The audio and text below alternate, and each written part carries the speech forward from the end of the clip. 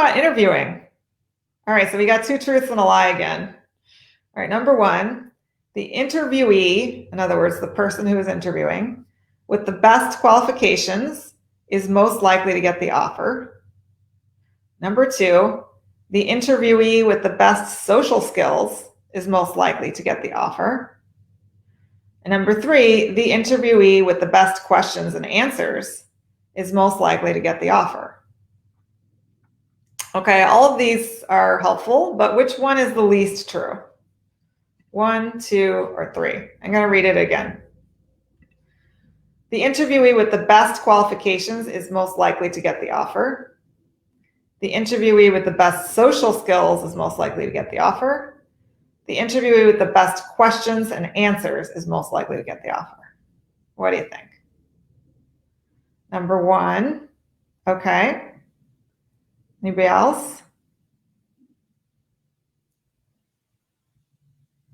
Number 1. Number 2. Thank you for voting, everybody. Number 1. All right, let's give it away here. So the correct answer is number 1, and this is probably very surprising to most people, but some of you are extra smart. The thing is, once you get to the interview stage, they already decided that you're qualified based on your resume, unless you lied on your resume. But in most cases, people are honest with their resume. So once they get the interview, they're qualified. Now, yes, Tuba, you're absolutely right. Experience and social skills matter. Number 1 is least true, not the qualifications. Right. Because the most qualified person doesn't necessarily get the offer. Let me tell you a story to illustrate this. So 5 years ago, I was in a position to hire my first full-time employee. Yay! So I finally was starting to have some business success, and I couldn't do it all myself. I needed help. So I set out to find somebody to duplicate my efforts. Duplicate means multiply by 2, right? So I had 2 candidates that were qualified, in my opinion, and I interviewed both of them. The first candidate was more qualified. She had over 30 years of experience in office management. She had served clients. She had served executives. And during the interview, I asked her why she left her last job, and she said that one of the partners at the law firm, which means one of the owners and executives, had been threatened by her competence. In other words, he felt insecure because she was so good at her job. And I thought maybe that's just her interpretation of what happened to make herself feel better. So then I said, what about the other executives at the firm? And she said, oh, well, there was another one that, felt the same way. They were also threatened by me. So I thought, you know what, probably 2 people insecure enough to let somebody go because she's too good at her job. That's kind of hard to believe. And then I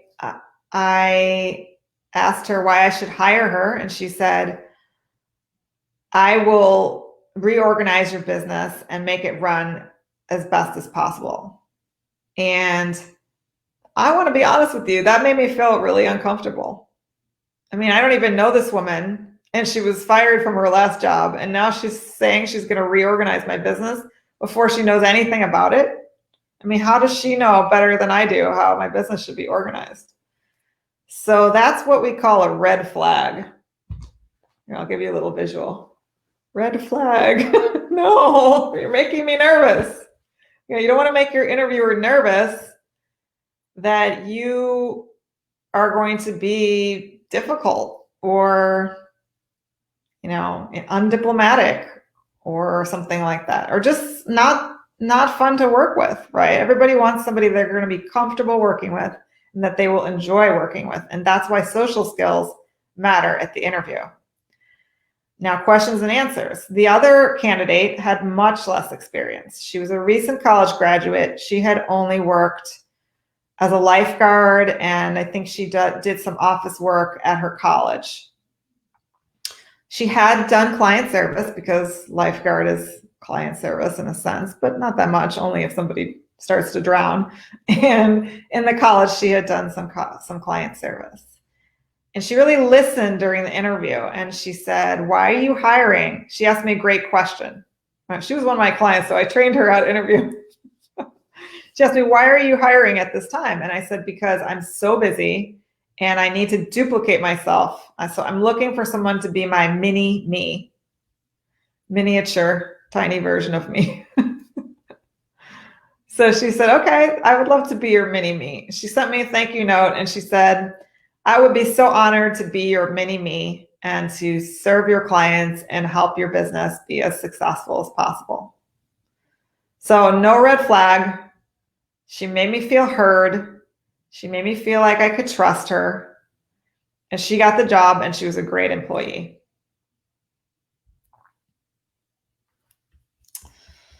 So you want to make sure you ask great questions during your interview and you give great answers. Now, the thing about questions is, a lot of times, like here today, Sarah was making you hold your questions till the end.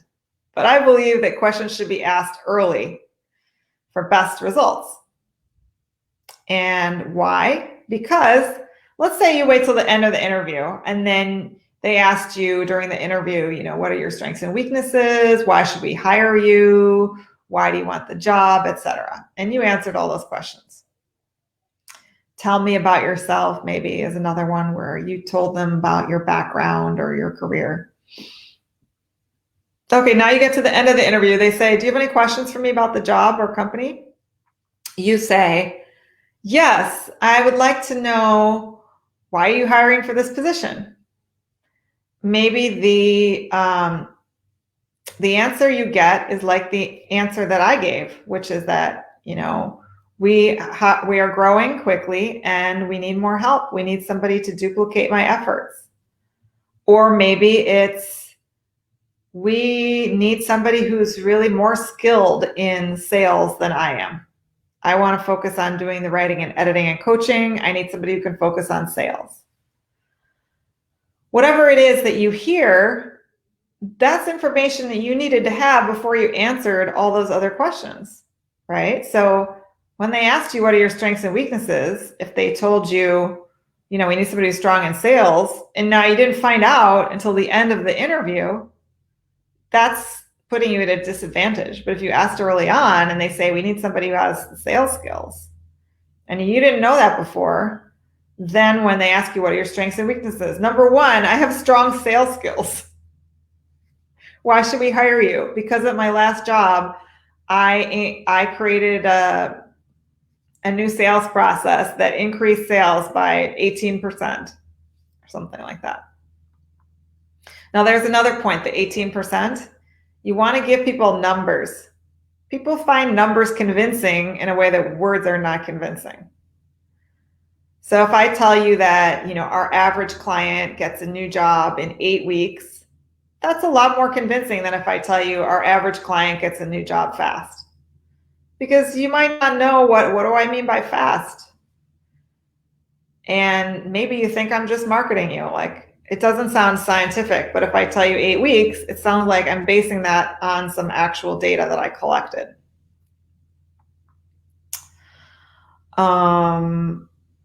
Now, the thing about asking questions early in your interview is, how do you do it, right? Because maybe you want to be polite and not interrupt or something like that. So this is a skill that we call interview Aikido, and it's something that we train our clients in, and it's not easy because it's something different. But you have to do something like this. Ms. Jones, or whatever the person's name is, would it be all right if I asked questions early on so that when I answer your questions, I speak in context? I'll repeat that in case you want to write it down. Ms. Jones, would it be all right if I ask questions throughout so that when I answer your questions, I speak in context? Now that you want to find out, what kind of answer do you get? Do you get like, absolutely, what would you like to know? That's great. If you get an answer like, well, what would you like to know? That sounds like they're willing to answer a question, but they don't want you to ask questions throughout. So I would be more conservative if you get an answer like that. Or you might get, please hold your questions until the end. Whatever answer you get, you need to be completely cool with that. So absolutely, thank you for letting me know. Just be positive. They're the ones who are going to decide whether they want to work with you, so you need to make it look like you're going to be easy to work with. All right, so let's go to our, we were starting to talk about interview Aikido already, and that's exactly the next thing in my slide. Okay, my first point about interview Aikido is you want to make friends with your interviewer. Now, it's not friends like you're going to talk about the intimate details of your life or call them by their first name or something like that, but it means you're going to be friendly in a professional way, right? You're going to care about, think about, and ask about them. One mistake that most of our clients make is they make the interview all about themselves. Now, from your point of view, it is all about you because human beings are inherently selfish. We want what we want, and we think of other people as a way to get what we want in many cases. But from their point of view, it's all about them. Which candidate is going to be best for them? So you want to make sure that you seem like the person who's going to be best for them because you show that you are interested in making life better for them. So for example, if your interviewer sneezes, stop talking. And in our culture, we say, God bless you. Maybe you have something similar in Pakistan. Inquire if they're okay. Do they need a Kleenex, a tissue? Are they having allergies? Are they concerned that they're getting sick? Just show that you care about them. Now, some of this also doesn't have to be said. Some of this might be just in your mind. For example, before your interview, do you pray for your interviewer? Now, this is kind of a radical idea, right? You don't even know this person. Why should you care about them? Well, because you are hoping to work with them. So you want to start caring about them right away. The sooner you care about them, the more likely they are to want to work with you. So you can make dua for your interviewer before your interview. And you can imagine what's going on in their life, right? Now, you might feel sorry for yourself. You might feel like, oh, I don't have money. I don't have a job. Nobody gives me a chance, or whatever other problem you have, right? My mom is sick. I can't have a baby, whatever, who knows? But you have to imagine that your interviewer has worse problems than you. Not that your interviewer has a better life than you. Because even if your interviewer has more money and a more successful career than you, your interviewer has some problems, right? So imagine that your interviewer is afraid that their spouse is cheating on them. Or your mother is sick, her mother just died. So it's just imagination, right? It's not the truth, but it is true that all humans have problems. So the sooner you start to think about them and care about them, the sooner you are going to be in a position where you are there to serve this fellow human being and you're not just thinking about yourself. Now, why does that matter? A couple of reasons. Number one, you're going to be more relaxed.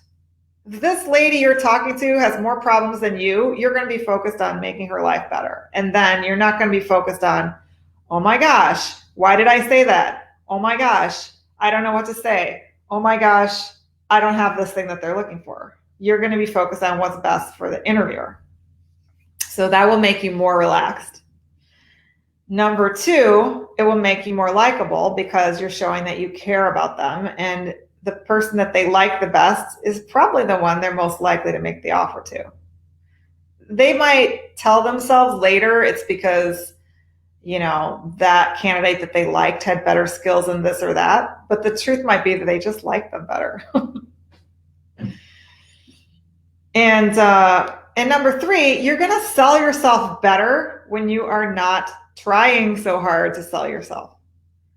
Like if I'm interviewing you and you ask me, what are your biggest challenges right now with the business? And I say, well, we have a person who wrote a negative review and we can't please them. We don't know what to do. If you say, wow, that sounds challenging, and you just show that you care, number 1, I like you better already. Number 2, then when I ask you what are your strengths and weaknesses, maybe you say, I make sure that every client is satisfied because I know that a business like yours cannot afford to have negative reviews. So it's going to make you answer better because you're going to understand the pain points of your employer better. Okay, Tuba, what if we don't know the answer asked by the interviewer and we say, I don't know, or maybe, or sometimes people say it's written on the resume. Does this unprofessional language affect the selection? Just for socialism, what to do to be selected on the spot? Okay.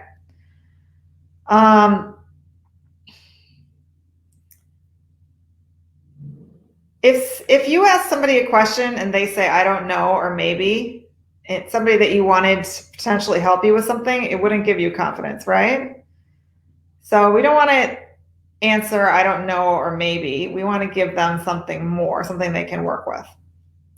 Like, let's say, for example, Tuba, they ask you, do you know how to make pivot tables in Microsoft Excel? And you don't, right?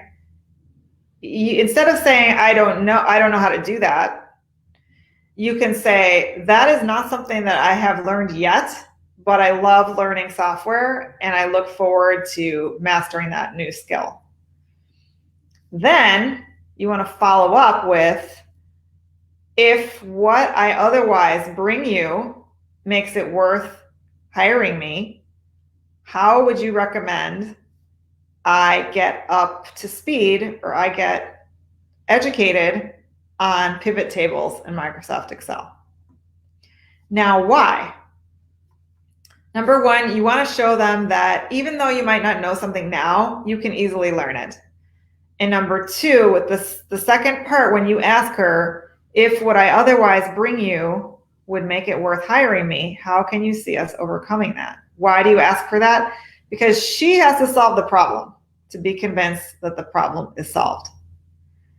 If you tell me, I don't know how to do Microsoft Excel tables right now, but that's not important because I can learn quickly, you have basically told me that I'm wrong about what is important to me. So you don't want to make your interviewer feel that you are negating or arguing with their desire. But you can let me solve the problem. So if you ask me that, then I will say, well, I can show you, you can read this book, you can watch this YouTube video, you can take this training class.